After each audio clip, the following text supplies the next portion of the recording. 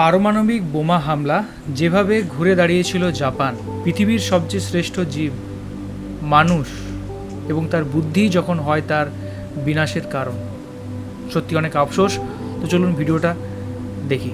1945 সালে হিরোশিমা ও নাগাসাকিতে পারমাণবিক বোমা হামলায় কেঁপে উঠেছিল গোটা জাপান।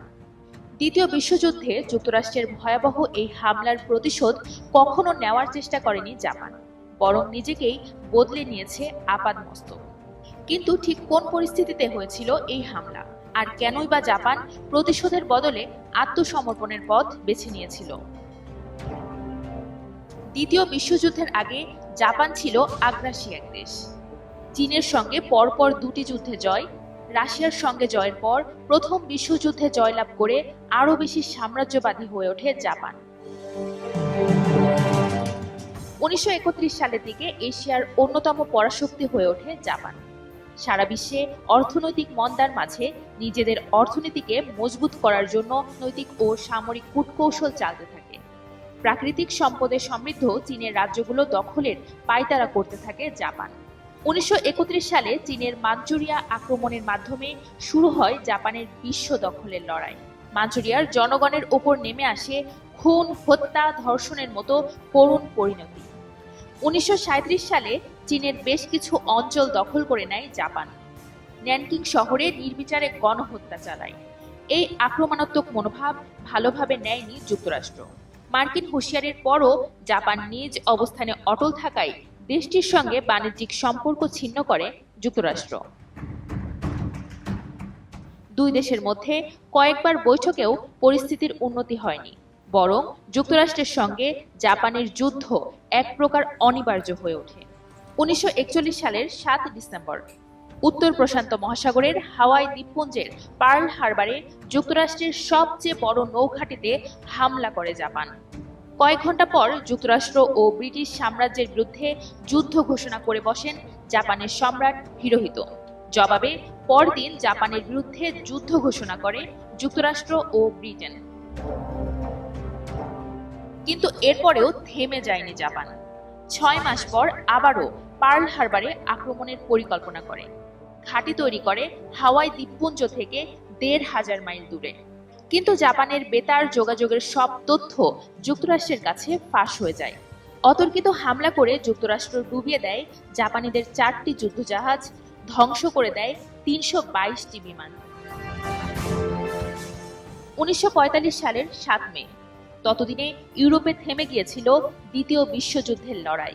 মিত্রবাহিনী 28 জুলাই পর্যন্ত জাপানকে আত্মসমর্পণের সময় বেঁধে দেয়, কিন্তু আত্মসমর্পণ করেনি জাপান। 1945 সালের 6 আগস্ট জাপানের হিরোশিমায় আর 9 আগস্ট নাগাসাকি শহরে পারমাণবিক বোমা ফেলে যুক্তরাষ্ট্র। পুড়ে ছাই হয় দুটি শহরই। তাৎক্ষণিকভাবে মারা যায় 1.5 লাখের বেশি মানুষ। বছর ঘোরার আগেই এই সংখ্যা 2 লাখ ছাড়ায়। বাস্তুহারা হয়ে পড়েন লাখো মানুষ। শারীরিক আঘাত নিয়ে অনেককে বাকি জীবন কাটাতে হয়েছে প্রতিবন্ধী হয়ে। পারমাণবিক হামলার তেজস্ক্রিয় বিকিরণের প্রতিক্রিয়ায় ধুকে ধুকে প্রাণ হারিয়েছেন অনেকে। নানা রোগ আর উপসর্গ নিয়ে সারা জীবন ভুগতে হয়েছে অনেককে। তেজস্ক্রিয়তার ফলে জাপানের কোনো কোনো অঞ্চলে আজও বিকলাঙ্গ শিশুর জন্ম হয়। বিধ্বংসী এই হামলার পর উচ্চপদস্থ কর্মকর্তা এবং সামরিক নেতারা স্বীকার করেছিলেন যে জাপানের পরিস্থিতি ভয়াবহ এবং যুদ্ধ আরও চালিয়ে গেলে ধ্বংস আর দুর্ভোগ আরও বাড়বে। মানসিকভাবেও তারা ভেঙে পড়েছিলেন। বুঝতে পেরেছিলেন পাল্টা প্রতিশোধ নিতে গেলে ভয়াবহতা আরও বাড়বে, আর তাতে জয় আসুক বা নাই আসুক ক্ষতিগ্রস্ত হবে দেশ ও দেশের মানুষ। তাই জাপান আত্মসমর্পণের পথ বেছে নেয়।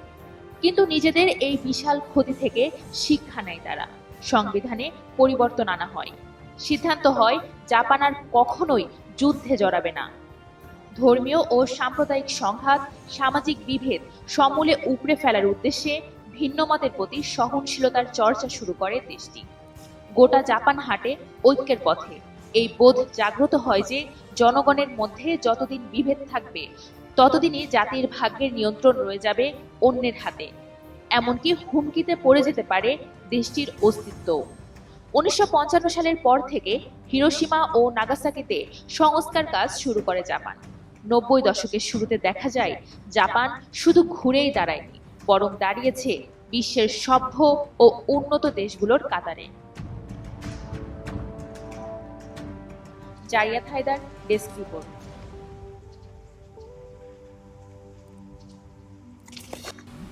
আমরা দেখলাম যে জাপান কিভাবে ঘুরে দাঁড়িয়েছিল, যেখানে জাপান চাইলে হয়তো আরও প্রতিহিংসা করে আমেরিকার উপর আক্রমণ করতে পারতো এবং আরও নিজের বেশি ক্ষয়ক্ষতি হতে পারতো, কিন্তু সেখানে জাপান ভেবেছে না, আজকে আমাকে দেশের মানুষের জন্য বা সবার ভালোর জন্য যদি আমাকে ভালো থাকতে হয় এবং সবাইকে ভালো রাখতে হয়, তখন সেক্ষেত্রে এই যুদ্ধ খেলা বা এই যুদ্ধ করাটা পুরোপুরিভাবে বন্ধ করাটা উচিত। আর এখান থেকে বিশ্বের সকলকে শেখা উচিত এই পাস্ট থেকে, যে যুদ্ধে আখির কারোর কোনো লাভ হয় না। অ্যান্ড তবে হ্যাঁ, দেশের সামরিক শক্তিটাও দরকার, কারণ কখন কোন দেশ কিভাবে কাকে কখন কী প্যাঁচে ফেলবে সেটা কেউ জানে না। পুরোটা একটা ওয়ার্ল্ড পলিটিক্স চলে, অ্যান্ড সবাই একটা ক্ষমতার, পাওয়ারের, খিদের, অনেক কিছুর আশায় থাকে। আরও একটা জিনিস ভাবুন, একটা সুন্দর পৃথিবী, সেখানে মানুষ আছে, আজকে এত প্রাণী আছে, কারোর সাথে কোনো প্রবলেম নেই। একটা বাঘও সারাদিনে একটাই হরিণ হয়তো মেরে খায়, সে একদিনে সমস্ত হরিণকে মারতে চায় না যে আজকে আমার মন যাচ্ছে আমি সবগুলোকে মেরে দেবো, আমার শক্তি দেখাতে হবে, সেটা কোনোদিনও হয় না। কিন্তু একটা মানুষ তার যতটা দরকার তার থেকে অনেক বেশি তার খিদে, কারণ মানুষের খিদেটা তার মনের খিদে। আরেকটা জিনিস যে আমাদের শিক্ষা নেওয়া উচিত, যে এভাবেও ঘুরে দাঁড়ানো যায় জাপানের থেকে। যে জাপান যেখানে যুদ্ধে এতটা ক্ষতিগ্রস্ত হওয়ার পরে যেভাবে বাউন্স ব্যাক করেছে, সেটা হয়তো অন্যান্য কোনো দেশ করতে পারেনি। সবশেষে একটা কথা বলি, যদি মানুষের আজকে যা উন্নত ব্রেন, তার থেকে যদি হাফ ব্রেন থাকতো না, তাহলে হয়তো মানুষ অনেক ভালো হতো। মানুষের হয়তো এই কনসেপ্টগুলোই থাকতো না, এই দেশ কনসেপ্টও থাকতো না, এই অশান্তি কনসেপ্টও থাকতো না, শান্তি কোনো রকমের কনফ্লিক্ট যে হয় সেই কনসেপ্টও থাকতো না। কখনো মনে হয় যে মানুষের এই বুদ্ধিটাই তার বিনাশের কারণ। থ্যাংক ইউ সো মাচ আমাদের ভিডিও দেখার জন্য। ভিডিওটা জাস্ট দেখলাম, এটা কেউ রিকমেন্ড করেনি, আমার জাস্ট দেখতে ইচ্ছে হলো, তার জন্য দেখলাম। অ্যান্ড এরকম অনেক ভিডিও তোমরা রিকমেন্ড করতে পারো, সেটার উপর আমরা রিঅ্যাক্ট করতে পারি, সেগুলো অবশ্যই জানাও যে কোন কোন বিষয়ের উপর আমরা ভিডিও বানাতে পারি। তো এখনকার মতো এ পর্যন্তই, দেখা হবে অন্য কোনো ভিডিওতে। ততক্ষণের জন্য দেখতে থাকো আমাদের চ্যানেল টিকুস world. Thank you so much.